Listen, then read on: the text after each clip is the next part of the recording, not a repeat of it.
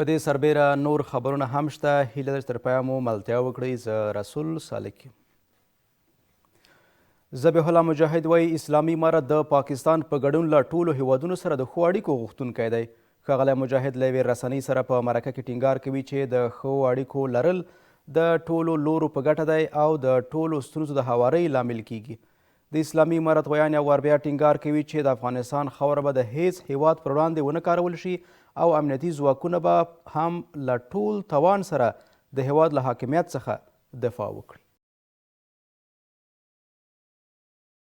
د پاکستان په ګډون له ټولو هیوادونو سره د ښو اړیکو پر درلودو د اسلامي امارت د ویان ټینګار. د اسلامي امارت ویان ذبیح الله مجاهد له یوې رسنۍ سره په مرکه کې د افغانستان او پاکستان ترمنځ وروستیو ترینګلتیاو ته په نغوت سره وایي کابل د جګړې پیلوونکی نه و او یوازې پر وړاندې غبرګون ښودلی دی. ښاغلی مجاهد ټینګار کوي چې ښې اړیکې کولی شي ټولې ستونزې هوارې کړي.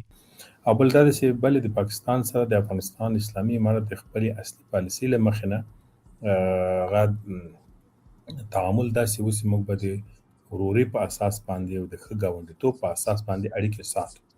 دا هم د موږ دپاره ډېر مهم او حیاتي موضوع او هم د سیمې دپاره حیاتي موضوع هم د دواړو ملتونو دپاره چې ورونه ملتونه دي ګڼ مشترکات لري او اوس هم اسلامي امارت په همدې باور ده چې د دواړو هیوادونو ترمنځ ښې اړیکې کولی شي هغه ټولې ستونزې حل کړي چې کله کله مخته راځي. ذبیح الله مجاهد دغه راز امریکا او لویدیځو هیوادونو سره هم د مثبتو اړیکو لرلو په موخه د خبرو او تفاهم پر دوام ټینګار کوي.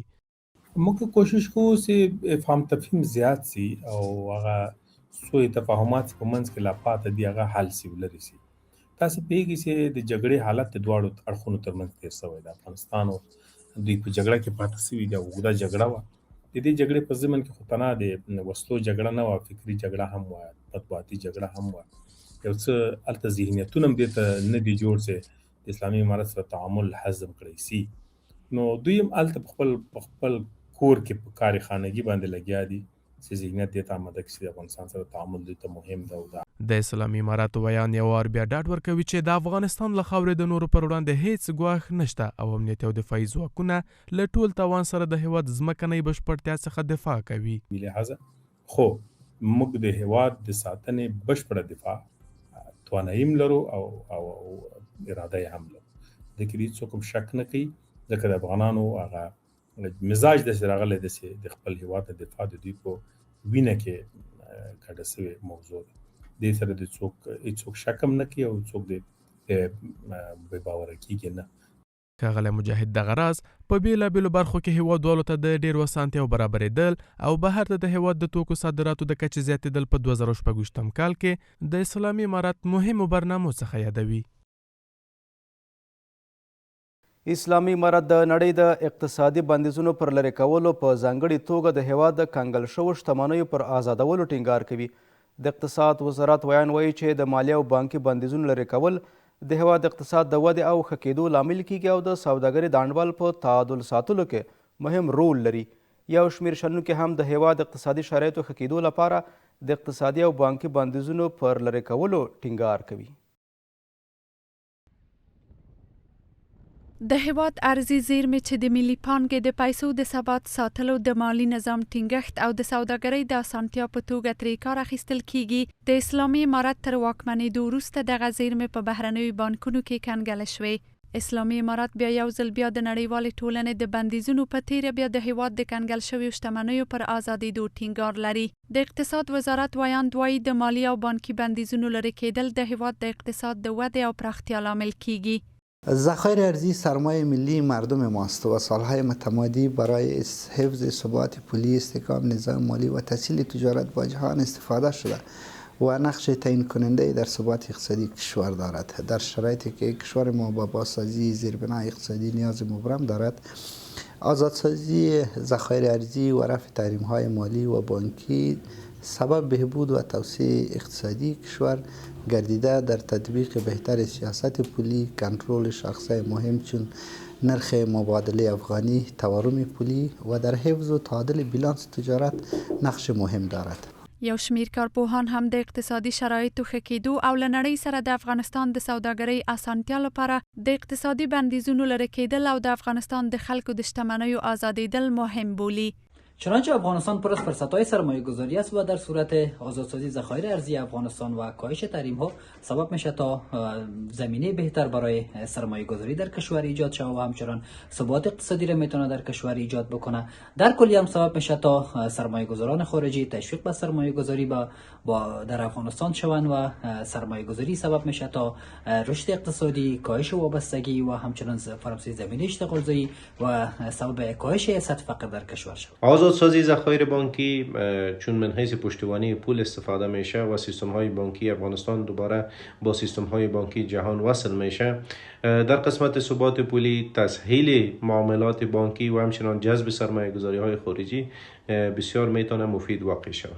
ورته وخت کې تر دې مخکې هم د اسلامي امارت چارواکو ویلي دي چې د فشار سیاست نه په تیر وخت کې او نه په راتلونکي کې هیڅ کومه پایله نه ده لرلې، له همدې امله اړتیا ده څو اقتصادي او بانکي بندیزونه لرې شي. په روان لمریز کال کې کورنیو او بهرنیو وګړو لپاره د کار 50,000 جوازونه صادر شوي دي. د کار او ټولنیزو چارو وزارت مسؤلین وایي چې زرګونه تنو نورو لپاره هم د تخنیک او حرفې مهارتونو زده کړو زمینه برابره شوې ده. یو شمېر کارپوهان هم د کاري فرصتونو برابرېدل د قانون کډوالۍ څخه په مخنیوي او د جنایي جرمونو په کمیدو کې مهم بولي. د کار او ټولنیزو چارو وزارت وایي د روان کال له پیله تر دا مهاله د 50,000 تنو لپاره د رسمي کار جواز صادر کړی دی. د دغه وزارت مسؤلین ټینګار کوي چې دمګړۍ په کابل او ولایتونو کې زرګونه تنه د دغه وزارت په ښوونیزو مرکزونو کې د تخنیکي او حرفوي مهارتونو په زده کړو بوخت دي. ټولنیزو چارو وزارت د 1404 هجري شمسي کال له پیل څخه تر اوسه پورې د 50,000 په شاوخوا کې هیوادوالو بهرنۍ وګړو ته د کار جوازونه ویشلي، یعنی یاد کسان په اماراتي ادارو خصوصي سکتور کې په رسمي دندو ګمارل شوي. د دې ترڅنګ هغو هیوادوالو ته چې هغوی زده کړې نه لري او ترڅنګ مهارت نه لري، د کار او ټولنیزو چارو وزارت په زرګونو تنو هیوادوالو ته د فني او حرفوي زده کړو زمینه برابره کړې او عملاً اوس د کار او ټولنیزو چارو وزارت اړوند په ټولو ولایتونو کې د فني او حرفوي زده کړو مرکزونو کې دوی په عملي او نظري زده کړو باندې بوخت دي. بل لور ته اقتصادي کارپوهان وایي هیوادوالو په تیره بیا ځوانانو ته د کاري زمینې برابرېدل له ناقانونه کډوالیو څخه مخنیوی کوي او دغه راز د جنایي جرمونو د کمیدو لامل کیږي.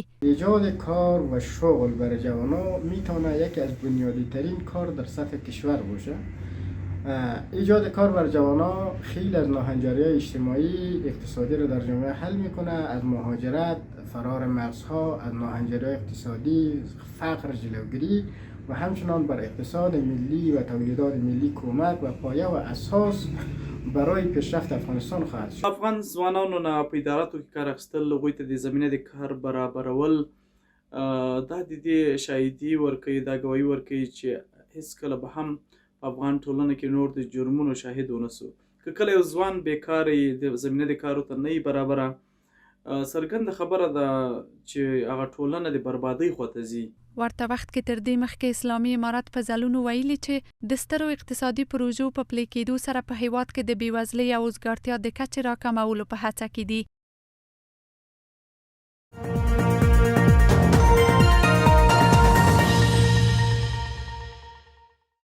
په ارزو کې د خبري ټولګې دوام ته ښه راغلاست.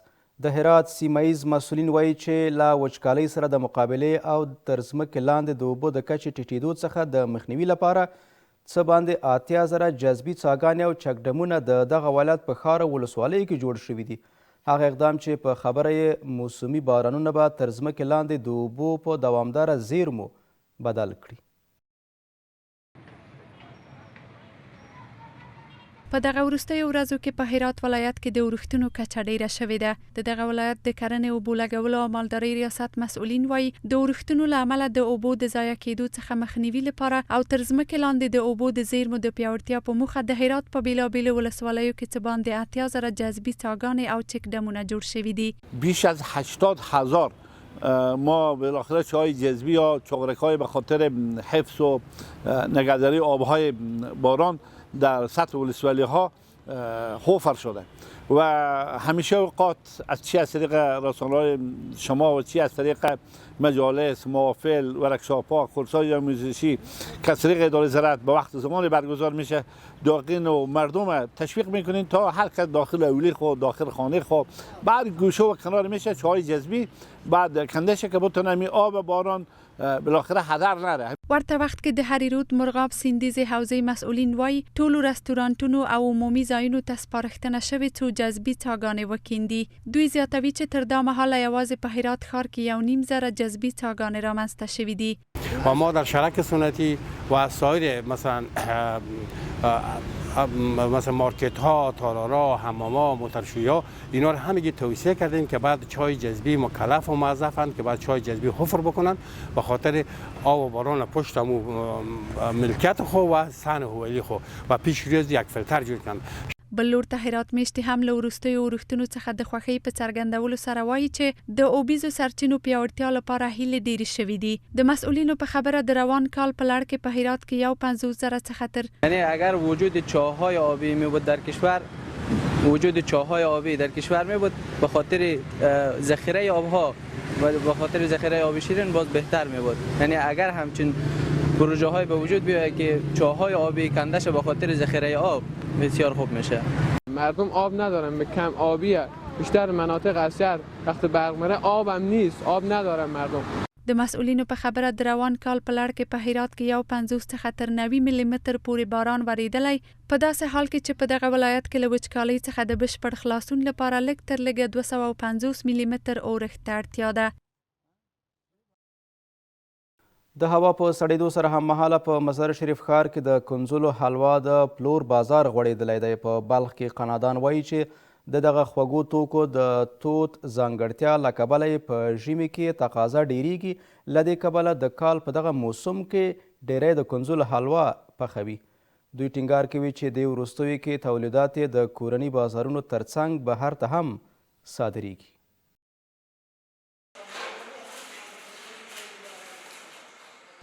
د کنځلو حلوا ځانګړي ژمني خواړه چې د هوا په سړېدو سره یې پخلی او تولید زیاتیږي.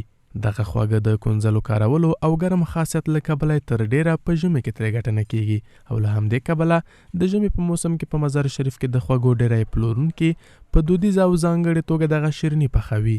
په بلخ کې قنادان وایي د دوی تولیدي حلوا د کورني بازارونو ترڅنګ د وروستیو کې بهرني پیرودونکي هم لري او له ځینو هیوادونو څخه د پیرلو وړاندیز ترلاسه کوي. مشتری زیاد شده رئیس، مال ما کمبود کرده رئیس، تولید خود زیاد کرده رئیسیم. سال اولا که بود روزانه 100 سیر 80 سیر حلوا تولید میکردیم. سال بعد 200 سیر کردیم. پارسال بود 300 سیر حلوا روزانه تولید میکردیم. حالا امسال که دیگه شکر دیگه روزانه ما 500 سیر حلوا تولید میکنیم. دغه قنادان باور لري چې کورني تولیداتو ته لومړیتوب ورکونه د کورني اقتصاد ودې ترڅنګ د کار برابرېدو کې هم مرسته کوي. مردم خود خدمت میکنیم. ما میجا می کاروبار شروع کردیم. انشالله یک 20 نفر 30 نفر میجا کار میکنه، روز روزگارش دیجا الله پیش میبره، پیش میره. انشالله مردم هم برای ما متوجه باشه. یو شمېر کارګران هم له دې چې ورته په دغه کارخونو کې د کار زمینه برابر شوې او له دې لارې د خپلې کورنۍ لګښتونه تامینوي خوښ دي. تمام موادش موادهای طبیعی است و ازش کنه موادهای کیمیایی از استفاده نمیکنیم و از طریق قانون سلسله پیش میره. از مردم خواستم همیشه که از کارخانه ما حمایت کنن که چون کارگر ما زیاد شون، هر کدام از اینا مسئول یک فامیل هستن که همینجا نان روزگار خود پیش میبرن. د قنادانو صنف لخوا د وړاندې شوي شمېر پر بنسټ په بلخ ولایت کې شاوخوا 115 قنادۍ د بېلابېلو شیرنیو پر تولید بوختې دي او له دې منځه لږ تر لږه 50 قنادۍ او د خوږو توکو پلورونکي په ژمي موسم کې د کنځلو حلوا تولیدوي. خبرې ټولګه مو همدومره وله. تاسو ټولو لیدونکو او همکارانو څخه په مننه. تر بیا ښه وخت.